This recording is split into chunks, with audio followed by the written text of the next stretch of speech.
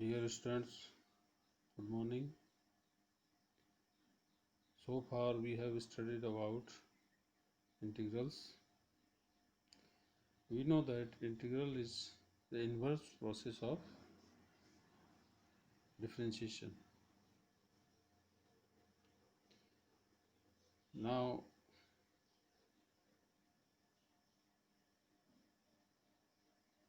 some properties are there.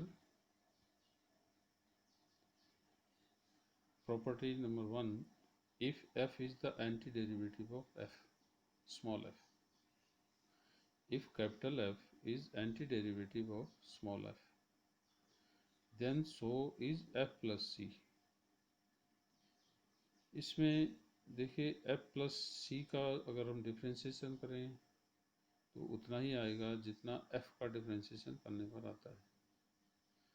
इसलिए generally जो anti derivative है उसमें हम c ऐड करेंगे।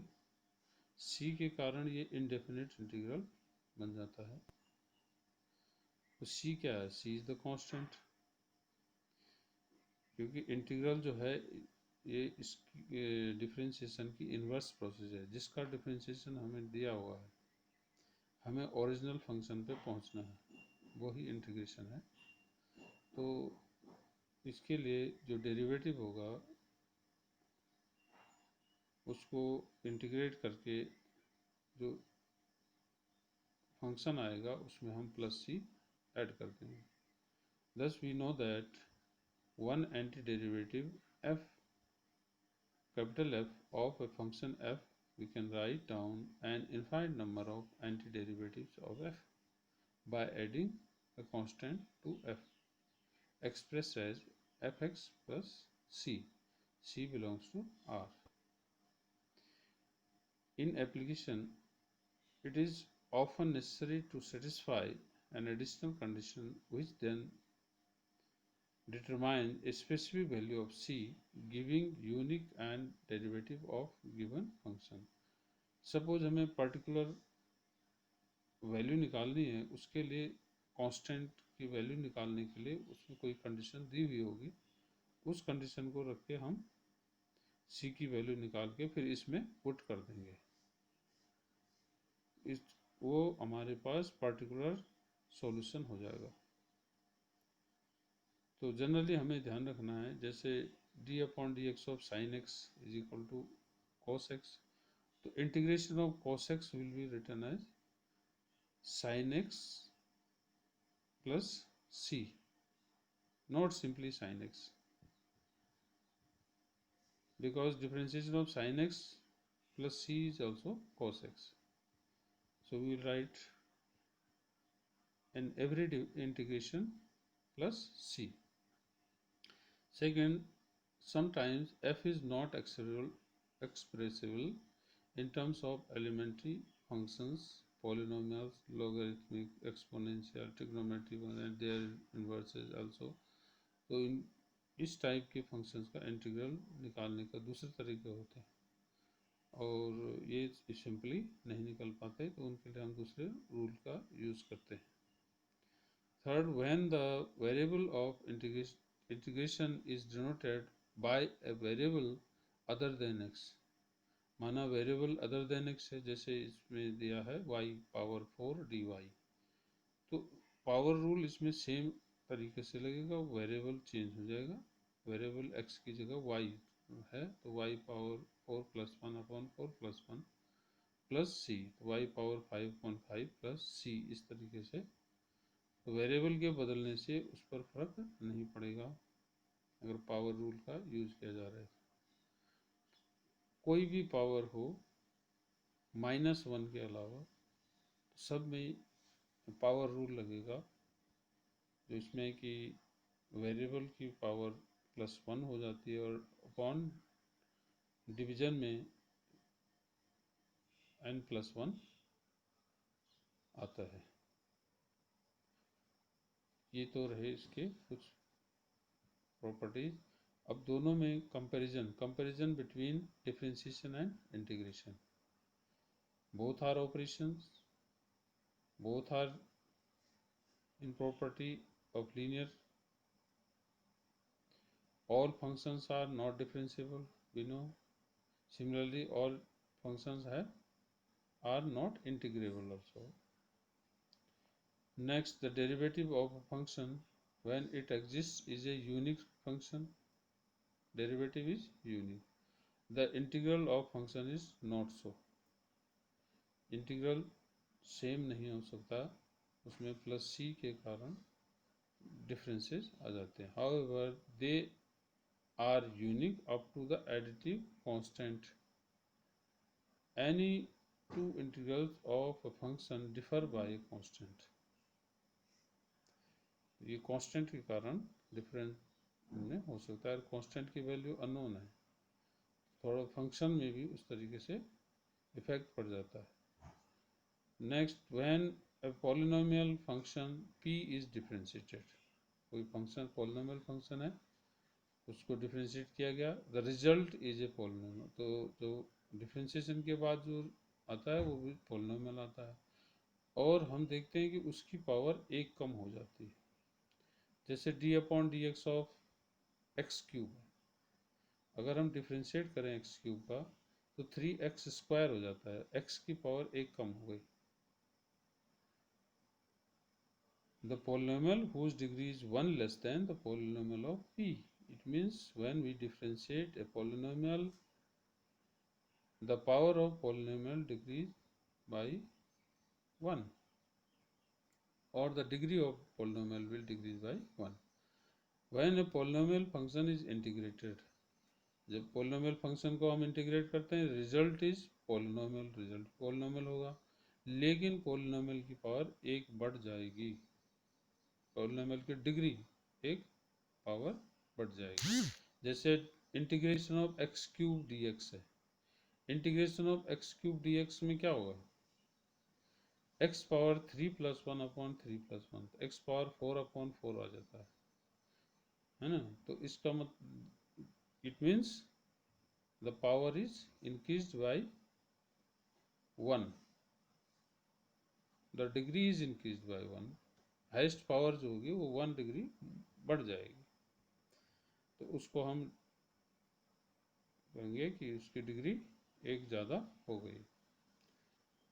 Next, we can speak of derivative at a point. हम डेरिवेटिव एट ए पॉइंट कहते हैं, बट इंटीग्रेशन में इंटीग्रेशन एट ए पॉइंट नहीं होता. We speak the integration of a function over an interval. Integration पूरा interval के में कहा जाता है, और जबकि हम डिफरेंशिएशन एट ए पॉइंट कह सकते हैं. Next, the derivative of a function has geometric meaning, namely the slope of tangent to the corresponding curve at a point. हमने देखा dy upon dx is the slope of tangent to the curve at a point. Similarly, the indefinite integral of a function represents geometrically a family of curves placed parallel to each other, having parallel tangent at the point of intersection of the curves of the family. Simply आप याद रखेंगे कि indefinite integral जो है आपको geometrically एक curve देता है, और ये कर्व एक नहीं है क्योंकि प्लस सी के कारण ये पैरेलल कर्व्स होंगे, और उन कर्व में जो टेंजेंट होगी वो भी आपस में पैरेलल होंगे, है ना. तो वो टेंजेंट जहाँ पे ये कर्व इंटरसेक्ट करेंगे वहाँ पे सारी टेंजेंट आपस में पैरेलल हो सकती हैं. और family with line orthogonal to the axis, axis के परपेंडिकुलर होगी to the axis representing the variable of integration. Next, the derivative is used for finding some physical quantities like velocity of a moving particle. जैसे हमें velocity निकालनी है तो हम उसको derivative का यूज करते हैं. Velocity is equal to D S upon D T होता है. तो D S means difference is distance upon difference is time. तो ds upon dt when the distance traveled at any time is known, time t is known. Similarly, the integral is used in calculating the distance. Velocity को निकालने के लिए differentiation का use, और distance निकालने के लिए इंटीग्रेशन का यूज होगा, जबकि वेलोसिटी हमें दी हुई होगी. Differentiation is a process involving limits, so is integration. Differentiation में लिमिट्स हो सकती हैं, इसी तरीके से इंटीग्रेशन में भी लिमिट का यूज हो सकता है. The process of differentiation and integration are inverse of each other. ये हम जानते हैं, ये एक दूसरे के इनवर्स हैं. जैसे डिफ्रेंसिएशन हम किसी फंक्शन का करते हैं तो रिजल्ट आता है. अब इंटीग्रेशन क्या है, जो रिजल्ट है, रिजल्ट से हम वापस डिफ्रेंसिएशन की तरफ रिजल्ट से वापस हम फंक्शन की तरफ चल रहे हैं. ये इनवर्स प्रोसेस हो गया. अब मैं कुछ क्वेश्चंस एक्सरसाइज 7.1 के ले रहा हूँ, जो कुछ तो हम कर चुके हैं, कुछ का हमें अभ्यास करना है. Integration X cube plus 3x minus 4 upon root X D X. हमें इंटीग्रेशन में हमेशा ध्यान रखना है कि हम उसको पहले सिंप्लीफाई करेंगे. सिंप्लीफाई करके उस फॉर्म में ले आएंगे जिसके इंटीग्रेशन हमें पता है. जैसे पावर रूल है, और भी ट्रिग्नोमेट्री फंक्शन में ट्रिग्नोमेट्री उनका यूज़ करेंगे जो हम जिनको हम जानते हैं. अभी पहले एक्सरसाइज में हमें उन्हीं का यूज़ करना है जिनका डिफरेंशिएशन जानते हैं, और पावर रूल, और इस तरीके से इस मेथड को कहा जाता है इंस्पेक्शन मेथड. तो जैसे इसमें हम देखते हैं एक्स क्यूब अपॉन, हम इनको सेपरेट कर लेंगे, X cube upon root X कर देंगे. X cube upon root X में क्या आएगा, एक्स पावर 5/2. ऐसे ही 3x अपॉन रूट एक्स, तो 3x पावर हाफ हो जाएगा. 4 upon root X, 4x power minus half हो जाएगा.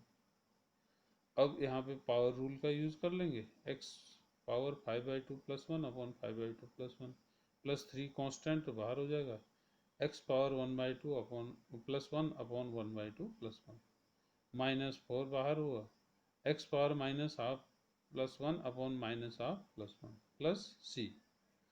तो इस तरीके से हम देखते हैं, इसको कैलकुलेट करने पे यह आया 2/x x power 7/2 plus 3 into 2/3 x power 3/2 minus 4 into 2/1 x power minus half plus c. तो इस तरीके से हमारे पास रिजल्ट मिलता है 2/7 x power 7/2 plus 2x power 3/2 minus 8 x power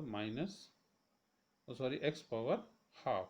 minus half plus 1 से क्या बनेगा, minus half plus 1 will give you plus half, तो ये प्लस हाफ बन जाएगा. ये हमारे, और प्लस c लिख करके रिजल्ट लिख देना है. ऐसे ही क्वेश्चन नंबर 15 है, इंटीग्रेशन अंडर रूट एक्स और 3x square plus 2x plus 3 dx that is equal to integration 3x power, और 3 बाहर हो जाएगा. पहला काम हमारा है रूट एक्स जो बाहर दिख रहा है इसको सब के साथ मल्टीप्लाई करके इसको एक फॉर्म बना देंगे. तो रूट एक्स से अंदर मल्टीप्लाई हुआ तो 3x पावर 5/2 बना, प्लस 2x पावर 3/2 हुआ, प्लस 3x पावर हाफ हो गया. अब यहाँ जो x पावर में, तो पावर रूल का यूज़ हम हर एक टर्म में कर सकते हैं. तो जैसे 3x power 5/2 plus 1 upon 5/2 plus 1 plus 2x power 3/2 plus 1 upon 3/2 plus 1 plus 3x power 1/2 plus 1 upon 1/2 plus 1 plus c. इसको कैलकुलेट करेंगे, हमारे पास है 6/7 x power 7/2 plus 4/5 x power 5/2 plus 2 x power 3/2 3 upon 3 by 2, 3 will cancel out, you get 2 in numerator, so 2x power 3 by 2 plus c. This is the result.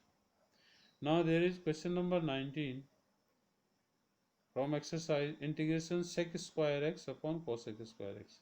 हम direct use नहीं करेंगे, sec square cosec square का हम जानते हैं integration, लेकिन हमें पहले इसको सिंप्लीफाई करना होगा तब इसका यूज होगा। तो इंटीग्रेशन इसको अब बदलिए, सेक स्क्वायर को लिखेंगे 1 upon cos square and cosec square को लिखेंगे 1 अपॉन साइन स्क्वायर। हम जानते हैं sec is 1 upon cos and cosec is 1 upon sine. तो इस तरीके से जब लिखेंगे तो हमें sine square upon cos square X मिल जाएगा। तो sine square X upon cos square X is equal to tan square X. अब हम टेन स्क्वायर को सिंप्लीफाई करेंगे उस फॉर्म में जिससे हम इंटीग्रेशन जानते हैं। हम जानते हैं सेक स्क्वायर एक्स का, क्योंकि टेन एक्स का डिफरेंशिएशन सेक स्क्वायर एक्स, इसका मतलब integration of sec square X is tan X. तो हम टेन स्क्वायर एक्स को ब्रेक करेंगे sec square X minus 1। We know that sec square X is equal to 1 plus tan square x. Sec square x is equal to 1 plus tan square x, and we have to find tan square x. So that will be equal to sec square x minus 1 dx. अब देखिए इसमें sec square x का integration tan x और 1 का integration x, तो इस तरीके से हमारे पास tan x minus x plus c answer हो जाता है। इसी उसमें आगे बढ़ते हैं। 20th क्वेश्चन है 2 minus 3 sine X upon cos square x. तो हम क्या करेंगे, अलग अलग इनको ले लेंगे डिनोमिनेटर को। 2 अपॉन कॉस स्क्वायर एक्स, ये बन जाएगा 2 sec square X D X, minus 3 sine X upon cos square X. एक तो sine X upon cos X करके टेन एक्स बन जाएगा, एक 1 अपॉन कॉस एक्स करके सेक एक्स, तो 3 सेक एक्स टेन एक्स इसमें आया। दैट इज इक्वल टू, अब सेक स्क्वायर एक्स का इंटीग्रेशन कर रहे हैं, 2 तो बाहर आ जाए, 2 टेन एक्स माइनस 3, अब sec X tan X, sec X tan X जो है ये इसका इंटीग्रेशन बनेगा सेक एक्स, क्योंकि हम जानते हैं differentiation of sec X is equal to sec X tan X. तो सेक एक्स टेन एक्स का इंटीग्रेशन हो जाएगा सेक एक्स प्लस सी। तो this is the result. Now there is question number 22 from exercise, if d upon dx fx is equal to 4x power 3 minus 3 upon x power 4 such that f2 is equal to 0, then fx is what? We have to find fx. Now here we are given fx is equal to 4x cube minus 3x upon x power 4 dx. After integration we get 4x power 3 plus 1 upon 3 plus 1, that will become 4x power 4 upon 4, minus 3 comes out, x power minus 4, x power minus 4 plus 1 upon minus 4 plus 1 plus c. This becomes fx is equal to x power 4 plus x power minus 3 plus c. Now we have to find f2. f2 means put the value x is equal to 2 here, f2 is equal to 2 power 4 plus 1 upon x cube, that is 1 upon 2 cube plus c. This is the result of f2, but you are given f2 is equal to 0, so put this value f2 is equal to 0, that means 0 is equal to 16 plus 1 by 8 plus c. So c will become minus 1 by 29 upon 8. Thus putting the value in first is fx is equal to x power 4 plus x 1 upon x cube plus c. तो c की value आप उसमें रख देंगे, तो ये आएगा fx is equal to x power 4 plus x cube minus 1 upon 29 minus 129 upon 8. This is the particular result, because here we are given the condition for finding C. तो सी हमने फाइंड किया, सी की वैल्यू रख दी। Generally C केवल सी लिख करके इसको complete किया जाता है। इसको हमें समझना है, इसमें डिफ्रेंशिएशन एफ एक्स दिया हुआ है, एफ एक्स का डिफ्रेंशिएशन 4x³ माइनस 3x⁴ था। तो हम एफ एक्स कैसे निकालेंगे, तो एफ एक्स होगा इसका इंटीग्रेशन। तो इंटीग्रेशन करने के बाद हम ये आगे बढ़े, उसमें सी की वैल्यू के लिए उन्होंने कंडीशन दे रखी है, f2 इज इक्वल टू 0 और F X is equal to F X find करना है। तो सी की वैल्यू भी निकल गई, उसमें पुट करके वैल्यू निकल जाएगी। इसके बाद कुछ क्वेश्चन ये हमारी सॉल्व करने के लिए हैं असाइनमेंट।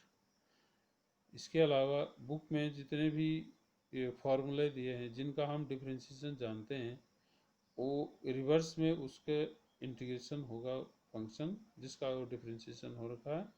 तो इसको हमें नोटबुक में भी कॉपी कर लेना और याद करना है। और फिर इसके बाद हम और मेथड्स पे डिस्कस करेंगे जिनसे हम इंटीग्रेशन निकाल सकें। ये अभी हम केवल उन फॉर्मूले का यूज़ कर रहे हैं जिनका हम डिफ्रेंशिएशन जानते थे। तो आज के लिए इतना ही। Thank you, have a good day.